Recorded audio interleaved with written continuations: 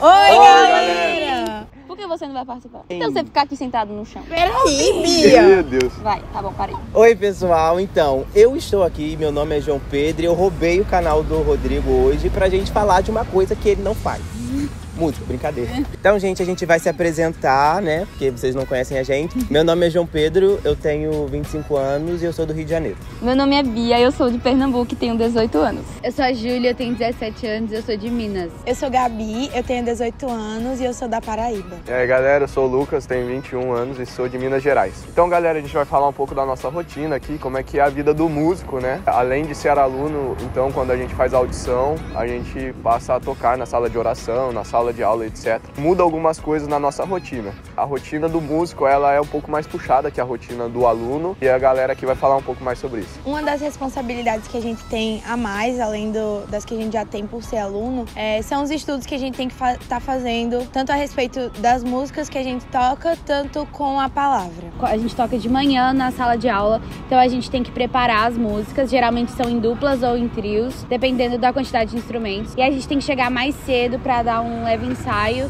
e pra gente poder tocar na sala de aula de manhã. Resumindo tudo, a gente tem mais compromissos do que o aluno que não está envolvido com a música, com a sala de oração, nos turnos, do que os outros alunos. Bom, galera, então a gente vai começar aqui a falar um pouco sobre a parte técnica dos turnos. Eu sou o baterista, no caso do meu time. Os turnos, eles têm 2 horas e dentro dessas 2 horas de turno tem 3 ciclos. E basicamente a gente toca uma música conhecida, que a gente chama de canção corporativa. Depois os turnos, eles têm progressões. Então geralmente tem um instrumento, ou geralmente é a guitarra, ou o violão, ou o teclado, que eles vão puxar uma progressão rítmica e melódica e a gente vai construir alguma coisa em cima disso pra galera poder cantar dentro disso que foi construído. Como tudo isso funciona? O batera, ele tem um dispositivo que é um metrônomo, onde ele vai dar o tap tempo pra marcar o tempo da música e dentro disso a galera vai tocando. E também tem o pessoal que fica com o talkback, que são os microfones de direção musical, onde eles falam tipo na nossa orelha, literalmente. Então eles ficam falando, agora a gente vai subir, agora a gente vai baixar, agora a gente vai crescer, enfim. São algumas direções musicais que vão acontecendo durante os ciclos e também na canção corporativa. A minha experiência aqui está sendo completamente diferente do que eu vivia na minha igreja, porque é diferente você cantar as canções e diferente de você fazer um turno, como ele falou, com progressões que vão sendo criadas lá na hora. Mas a gente tem um dispositivo chamado Avion, que ele estava falando do clique que a gente tem no nosso ouvido, e a gente consegue controlar o volume de tudo, de todos os instrumentos, de todas as vozes.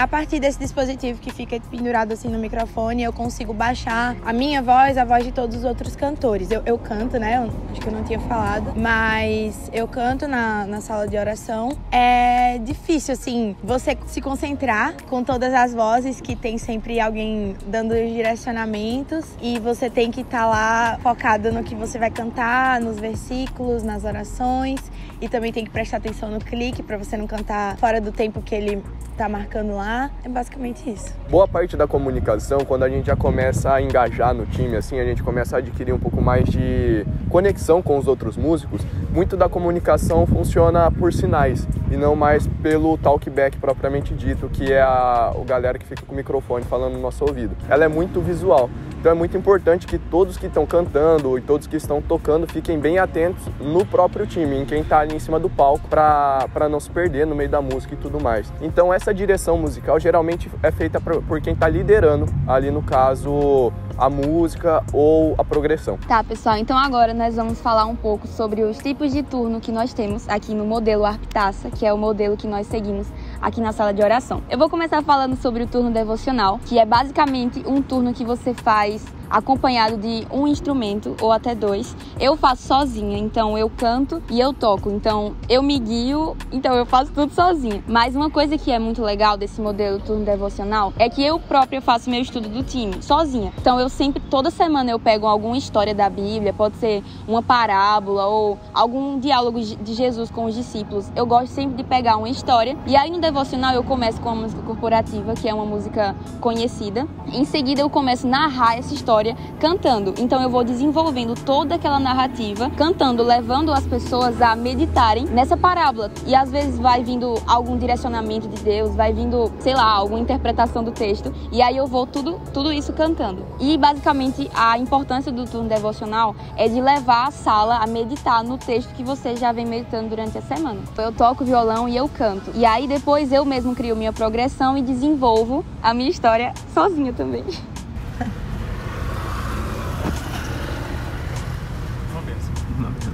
Uma grande bênção. Perdizes. Então, gente, agora eu vou falar sobre o turno de intercessão. O turno de intercessão, ele é um turno onde a gente mescla a oração com a adoração. Então, todos os turnos, eles seguem um modelo, né? Então, a gente começa com a adoração corporativa e depois vai pro turno de intercessão em si. O diferencial do turno de intercessão é que o time agora conta com um intercessor que vai liderar as orações. Então, a gente conversa antes sobre no briefing, o que a gente vai orar, o que eles separaram para orar naquele dia. E quando começa o turno de intercessão, ele começa a orar, algum instrumentista puxa a progressão, depois todos vão atrás. E quando a oração dele termina, os cantores proféticos, que são os 4 que ficam na cadeirinha lá, ou 3, ou 2. E às vezes quem tá no teclado também, quem tá no violão, se sente confortável para cantar também participa. Mas esses começam a orar cantando aquilo que o líder de intercessão começou orando. Então a gente canta aquilo que ele orou, a gente declara aquilo que ele orou. Normalmente a gente faz 2 rodadas e depois se estabelece o coro. E a pessoa, é algo que ela fica repetindo ali para sempre, até ela falar que chega. Depois que termina, o intercessor desce e dá a vez para outra pessoa orar também. E vai nisso durante todo o ciclo. Mais ou menos durante 20 minutos, quando termina e começa tudo de novo. Então começa outra adoração corporativa, depois outro turno de intercessão com outro tema de intercessão. A gente tem os turnos de adoração com palavra, que também são turnos de 2 horas. A gente começa com uma canção corporativa, igual todos os turnos. A gente geralmente escolhe um versículo. A gente tem um estudo desse versículo. Todo o time que toca estuda o versículo durante uma vez na semana para que a gente possa cantar aquele versículo durante o turno. É um capítulo. O meu time tá fazendo Salmo 139. Então, a gente também tem ciclos, não são bem definidos. Às vezes a gente vai ficar num ciclo, às vezes a gente vai fazer 2, às vezes a gente vai fazer 3, mas geralmente o comum são fazer 2 ciclos no meu time. A gente faz um primeiro ciclo com os versículos que o líder decidir, ele escolhe os versículos do primeiro ciclo e os versículos do segundo ciclo. E aí a gente faz aquela rodada cantando. O adoração com palavra, ele é mais livre para os cantores, porque no de intercessão a gente está servindo o intercessor. Na adoração com palavra a gente tem mais liberdade para cantar os antifonais e se aprofundar naquilo que a Bíblia tá falando. É basicamente isso, vai fazendo rodada, cantor 1, cantor 2, e a gente vai cantando de acordo com o tema dos ciclos. Os ciclos geralmente têm temas, de acordo com o que falam os versículos. Também tem essa mesma divisão do de intercessão. Quando vai começar um segundo ciclo, a gente faz de novo a canção corporativa para iniciar o segundo ciclo. Também, galera, tem um pouco de diferença entre o ciclo de intercessão e o de adoração com palavra no que diz respeito à musicalidade, né? Geralmente no turno de intercessão, a gente sempre tenta trazer algo mais pegado, assim, mais puxado, tanto na bateria quanto nos instrumentos. Ele é um ciclo mais puxado para tocar mesmo, porque a gente realmente, mesmo como músicos, a gente intercede através dos nossos instrumentos. Então o peso de oração que é trazido pelo intercessor é o peso que a gente sente quando a gente tá tocando, sabe? Então geralmente, isso não é regra, mas geralmente as progressões elas são mais para cima, elas são progressões mais tipo rock, com muitas notas, efeitos e tudo mais, e não tem muita variação rítmica. Essa é a diferença no caso para adoração com palavra, onde a gente tem mais liberdade assim na variação rítmica, onde a gente pode trazer, por exemplo, um MPB, no caso de bossa nova, samba, ou blues, ou jazz, ou assim, diferentes estilos musicais. A gente tem liberdade de estilo musical. E se vocês querem saber um pouco melhor sobre isso, tipo como funciona na prática, assiste os 2 turnos lá, saladeoração.com, vocês vão achar lá turnos de intercessão, turnos de devocional e turnos de adoração com palavra, vocês vão ver isso assim, mais na prática, sabe?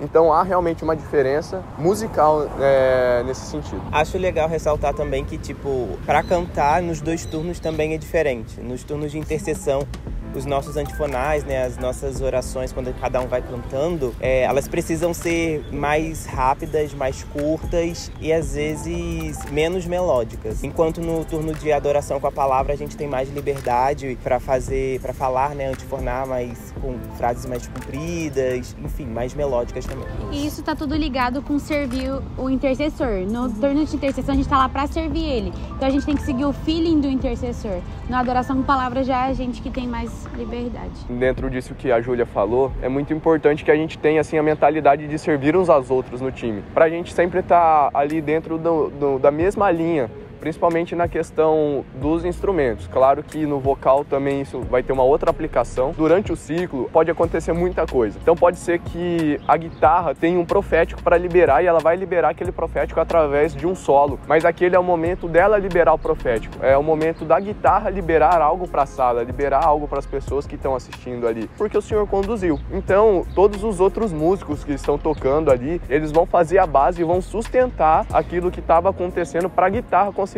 ter liberdade de poder expressar aquilo que Deus está colocando no coração do músico. E não só na questão de liberar o profético, fazer um solo ou tudo mais, mas na música ou no próprio ciclo, enquanto o pessoal está cantando, a gente sempre tem que ter uma mentalidade de servo. Eu não estou ali para aparecer, eu estou ali para colaborar e interceder junto com o coração de Deus. Bom, gente, a gente serve uns aos outros, a gente não está ali para ser melhor do que ninguém ou para se sobressair acima de tudo, a gente entende o nosso lugar e por isso que a gente se chama um time.